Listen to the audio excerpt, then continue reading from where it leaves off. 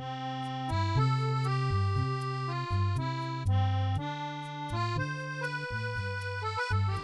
everybody, Bob Babbitt here, Breakfast with Bob. We are in beautiful Nice, France, and we are brought to you by Velofix, Polar, UCAN, Active, Premium Plus Sports Travel, and La Siecle restaurant at Hotel West. And our next guest, who has basically become a native of Nice, France, Ellie Salthouse. You've been here, what, 6-8 weeks? How long you been here? Yeah, I've been here 6 weeks almost. Just learning the course, the ins and outs, and getting to know everything here. So I'm feeling like a bit of a local, but my French is still terrible. It's still terrible, Yeah.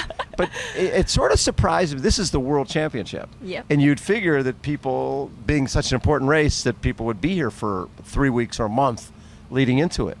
I mean, I was surprised there was not more people doing what we were doing, but hopefully it gives me the advantage come Sure. Saturday. So, Yeah. the weather has been beautiful. The conditions have been perfect. So, I was really surprised there were not more people here a few weeks back. Yes. But, That's okay. yeah, I'm fine with that. So, and one of the reasons you need to be here early is because this is not your typical course. No. Right? This is not your cookie cutter, your flat, fast bike course. Exactly. This is a very technical course. Take me through it.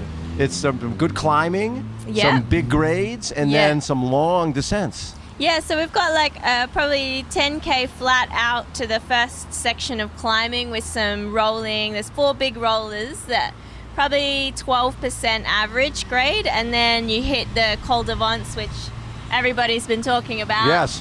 But it's just like a nice steady climb. There's nothing too crazy there. It's about 10K, and then you're flat for a little while, and then you have a nice big descent. It takes about an hour to get from top to bottom on the descent. So An hour of descending. about an hour, yeah, with a few little flat spots in there, but yeah, all up about an hour to get from the top of Col d'Avance to the flat again. So, and being able to stay focused for an hour of descending, Yep. and it's got to be tough.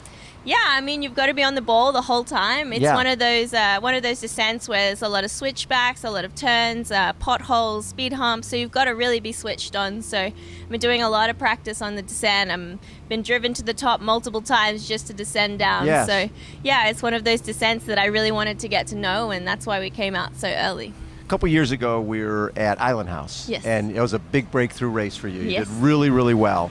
But since then, injuries.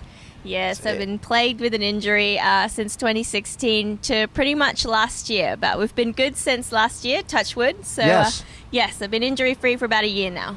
Has that been hard for you? Just not just the physical side, but it's the mental side of, because you've been in the sport a long time, and you finally get to the point where you feel like, okay, everything's flying on all cylinders, and now I got to step back. Yeah, I've been in the sport 15 years now, so I think, you get a bit complacent sometimes. So I think you need sometimes little things like an injury just to bring you back down to earth and remind you that you need to do the little things right. But yeah, I mean, when an injury carries on for 18 months like mine did, it takes its toll emotionally, physically, mentally, the whole lot. There were times where I wanted to throw the towel in and be done with the sport, but Right. it's worth it when you come out the other side and a stronger athlete. Well, and you happen to be coached by Siri Lindley, the most enthusiastic person on the planet. Yes. Who does not let you get down and does not Never. let you beat yourself up. Exactly. And how important has that been? Yeah, she was pretty much my rock through that time. Whenever I would get down or needed a bit of a pick-me-up, I would just turn right to her, and she knew exactly what to say and, how to get me through it and make me feel like I was invincible and that I was going to come out of it, Yes. a better athlete on the other side. So people who don't know your story, you saw the sport of triathlon on a cereal box when you were 11 years old? Yep, that's right. On the back of a cereal box. Wheat Bix. Exactly, yeah, in Australia. Signed up at 11 years old, and Mum and Dad took me down one Sunday morning, and I raced, and I loved it. And then Mum found a coach for me a week later, just a local junior coach in the area, and that was it. And you loved it, but you got to a point, I know you turned pro at 17, but there was a point where you walked away from the sport for a little bit. Yeah, I was racing on the ITU circuit from 17 until 20, and I wasn't really having the success that I wanted. Right. So, I stepped away from the sport and decided to pursue other avenues. And then when it became time that I missed it and, I was ready to come back, about 6 months later, I found Siri, and, I raced on the ITU circuit with Siri for 2 years before turning to 70.3. And the difference between the ITU circuit, it isn't necessarily the best person who wins on the day because there's a lot of tactics. It's pack riding, it's draft legal. Yeah. And when you first discovered 70.3 and did a race that was not draft legal, was that almost like, oh my God, this is so much more fun? Exactly. Yeah, I didn't really like the ITU racing. There were so many variables, and it didn't really matter how much training you put in. Well, of course, you had to do the work, but there were so many things that were out of your control that could go wrong on the day. Yes. So yeah, when I turned to 70.3, I had no idea what to expect. So I just went in with a, never say die kind of attitude. And yeah, I had some success really early on and soon figured out that, the more training I put in, the more it correlated to race day because there were so many less variables that could go wrong. And it really is you against the course and you rather than you against the other people. Yeah, exactly. Right? And it's about strength and mental toughness more so than tactics and, that kind of thing. Well, what I'd see in the I2 racing, you got 20 people together off the bike. Yeah, exactly. So you had a great race, you're there the whole time and you finished 19th. Yeah. And when you're doing something like a 70.3, it's the swim's going to spread people out, the bike's going to spread people out, the run's going to spread people out. Yeah. I mean, don't get me wrong. You have to be very tough and fast for the ITU, but I never had quite the speed that was required for that kind of racing. Right. So to come into a 70.3 where everything is just you versus the clock, and every little bit kind of adds up to your own performance. Yes. There's a lot less riding on other people around you. So I think that for me, it makes it a more honest day. So when you win what was your first 70.3 win? Is that Boulder? Cabo, Boulder, one of those. It was Boulder 2016. What did that feel like? Because you'd been training there. Yes, I've been training there for 3 years by that point, and Siri was there. It was the first 70.3 she'd got to watch me race, and it was an emotional moment. and winning that race. And then you realize you made the right decision. Exactly, yes. And now, the fact that you've been, you're on the upswing after dealing with injury, being back racing again, is it something that is that special, just being able to race again? Yeah, I think it's even more special when it's taken away from you from something like injury that's out of your control.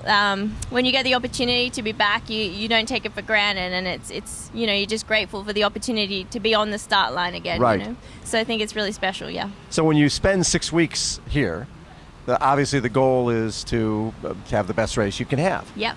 Do you have a specific goal? Do you want to be, obviously you want to be podium, but is that you're coming here going, okay, there's no reason I can't be on a podium here? Yeah, I try not to think about outcome goals. Of course, I would love to be on the podium, but I think Siri always tells me that, it's a series of putting together the best possible moments you can in every moment and putting them together in a series to make the best possible outcome. So for me, if I can do everything that I have the potential to do on race day, I think I could definitely be on the podium. Very cool. And how fun would that be? Oh, that'd be amazing. 70.3 worlds to be on the podium here? Yeah, that'd be incredible. A dream come true. Well, I'd love to see it. Ellie, thanks so much, as always, for taking time. And it's so good to have you back healthy again. Yeah, thanks, Bob. How long did it take for them to figure out exactly? That's one of the issues, right? Is, okay, it hurts by my hip. Yeah. But figuring out what the heck is going on, how long did that take? Yeah, it took about 18 months all up. 18 months? Yeah, we tried everything, every treatment under the sun to try and get it healthy again, and some worked and some didn't, and it just kept coming back and back, and finally in the end I resorted to a cortisone injection, and that cleared it right up. That cleared it right up? Yeah. Because that's always scary, getting that injection, exactly, right? Because yes. you're like, I don't want to go down a slippery slope and get another one of those things. Exactly. So, being able to get that one. It was definitely a last resort, but it worked. It worked. Yes. And you're back. I'm back. And the little girl who was looking at a cereal box is here at the World Championships. Yes, exactly. Now, you have family here? Yes, they're arriving this afternoon. Really? So, yes, heading to pick them up in a few hours, so very excited. Very cool. Ellie, have a great race on Saturday. Yes. And I bet you like it that the women go one day and the guys go another day. I do. I love that. It changes the whole race dynamic. So there's no chance that the age group men can catch the pro women. So, there's no chance of them interfering with the pro women's race. So it's going to be a fair great day. And that was a problem, right, with the age group guys? Just Yeah. because they're racing their race, and you're racing your race, and you guys happen to be in the same place. Yeah. But the rules are different for pros, Yes. and sometimes you can't get away. Exactly. I mean, Ironman are getting a lot better with starting the pro men quite a way after, starting the age group men quite a way after the pro women, Yes. which is very helpful as well. But it's even better when we are on separate days. There's Yes. no chance whatsoever that we can be caught, and the dynamic of the racing can change. Love it. Yeah. Ellie, thank you for being so cool and for I think you're going to have a great race on this weekend. It's going to be Thanks, fun. Bob. It's going to be Yeah. fun to watch. It'll be fun to have you back. Yeah, I'm looking forward to getting out there. Thank you. Ellie Salthouse been our guest, everybody. How about a round of applause? We got an audience here. Thank you, everybody. We will be right back.